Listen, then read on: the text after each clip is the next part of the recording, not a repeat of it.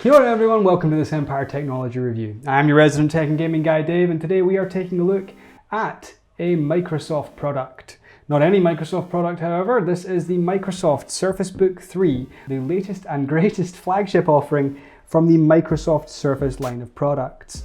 I have my little B-roll camera here, so hopefully you can get a close in on some of the things that you may not be able to see with the device right in front of me here. So, where to begin? This is the Surface Book 3 15-inch model, which is a Core i7 10th generation. That is a quad core with hyper-threading, making it 8 logical cores. That is combined with 32 gigs of not GDDR, that's the graphics memory, David. 32 gigs of DDR4 memory and 512 gigabytes of an M2 SSD solid-state storage, meaning that it is fast and powerful and it has memory up the yin-yang. All of that is housed in the top of the device, and then if you move into the main keyboard part of the device, there is a Nvidia GTX 1660 Ti Max-Q model, which puts it at about 10 to 15% lower performance than a standard laptop 1660 Ti offering. There is also a second battery in here, because this is a hybrid device. This is not just a laptop, although it is a very good laptop. As you can see here, it is very much a clamshell laptop type device. Hang on a second here, I'm just going to put the power cable down because I want to plug it back in a second. The device itself is a laptop clamshell device, and when you pop the lid open, it uses Microsoft Hello, and it does all of the good things that you would expect a high-end Microsoft laptop to do to make it very straightforward. However, with the touch of a single button, which is hopefully now being displayed on the B-roll, you can push a button and the screen becomes detached and removable from the main body of the laptop, meaning that you have a full-featured, full-functioning tablet PC without the keyboard, and one that has 11 points of touch and an active stylus if you so choose. The active stylus is not included with the device. It is an added extra. However, it is definitely one that is worthwhile picking up if you were considering a device like this. The laptop can then slot back together forwards or backwards, and in doing so, you can then turn it into a even bigger and longer lasting tablet type device. To power the device, there is a 127 watt Microsoft specific charger. It uses this little guy here, which is a very bespoke type of connector, and that can only go in to the the keyboard part of the laptop. And here as well, you have an aluminium cover, chiclet style keyboard, good mouse area, obviously 2 clicking points. And if you go for it, you can buy an active stylus. Now, being a tablet, yes, it is 11 points of touchscreen enabled, but it also has, as a separate offering, the active stylus. Now, this is great if you are artistic or more design focused than, say, someone like me who, I'm not very arty. I like to think I can do it every now and again. However, any 45 minutes to an hour that I spend on this makes me realize that there are far more talented people out there than I am. However, that does not detract from this device's capability in that space.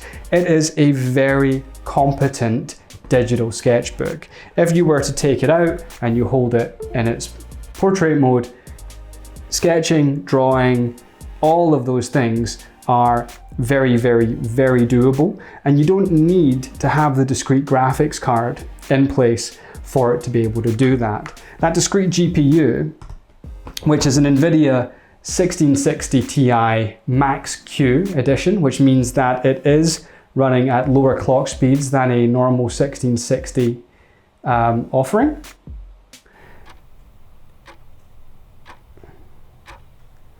That GPU is actually pretty competent at gaming, meaning that for the first time ever, one of these is actually a really useful peripheral for this particular type of Surface Book laptop. Now, if you know me, you know that I like gaming. I do a bit of it. And I was playing Forza Horizon 4 the remake of Horizon Zero Dawn, the PC release of that.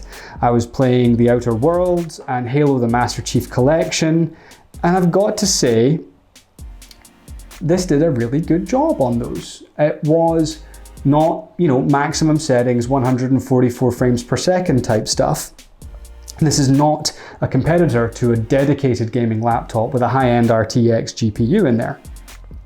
But the 1660 Ti Max-Q is a competent GPU, and you will be able to have enjoyable and playable frame rates from most modern games. There are some where you will have to dial things back, and that's to be expected because there is a compromise to be made there. But one thing that really impresses me is this device's versatility. It can do many things and it can do them really, really well. It is never going to be as good as a specific gaming laptop, but in terms of a true multi-purpose device, there are few like it. In fact, I would probably say that this is in a fairly unique position, given that you can, once you have unplugged the device, you can put the screen on back to front if you want to, meaning that you can have the benefit of the GPU and everything like that, and you actually get a nice grippy bit for it here as well, which kind of makes it a bit more like a book. And so you can get the benefits afforded by the GPU while still having that kind of space. It is a very versatile machine. It is also a very expensive machine. This laptop costs, in this current spec, which is to say a Core i7, 32 gigs of RAM, 512 gigs of M2 SSD, and a 1660 Ti discrete GPU, $4,999, so near as damn at $5,000. That is New Zealand dollars, not American dollars. We operate on Kiwi bucks here, not freedom bucks. It is expensive. It is very expensive. And that puts it in dedicated gaming laptop money. That puts it in high-end MacBook Pro money, which is exactly where this wants to be.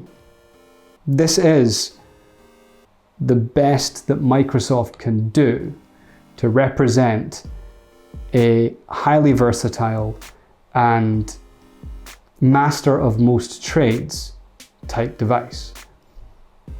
It's not perfect. It was never designed to be, but it is very, very good at what it does. I like it. Would I buy one? Maybe. For me, virtual reality is a requirement, and this cannot do VR. So in that respect, I would not buy it. If I was running a desktop and I wanted something that gave me a great deal of power and capability whilst I was remote, and I had an awful lot of money burning a hole in my pocket, then yeah, I probably would consider this as an alternative or a portable device. But it's a very hard sell unless this is doing exactly what you're looking for. Still, I do like it. I think it's worthwhile and a useful thing. A useful thing? Come on, David, speak good. Right, you've got it, you can do it. It really is in a league of its own, and so it's difficult for me to compare it to other things. I'm going to give this a 9 out of 10 because I am a fan of what they're doing. I think it is innovative and versatile. It is powerful and quiet. The battery life on it is really good. In testing, I found that the screen alone, when detached from the base, that lasts for about 3 to 4 hours of continuous use. And then when you plug it back into the base, it will actually recharge itself off of the base. But if you leave the base going, then that will run quite happily for a day to 2 days. So it is a bit of a beast. And that comes at a cost. And that cost is 5,000 of your finest New Zealand dollars, which is a lot.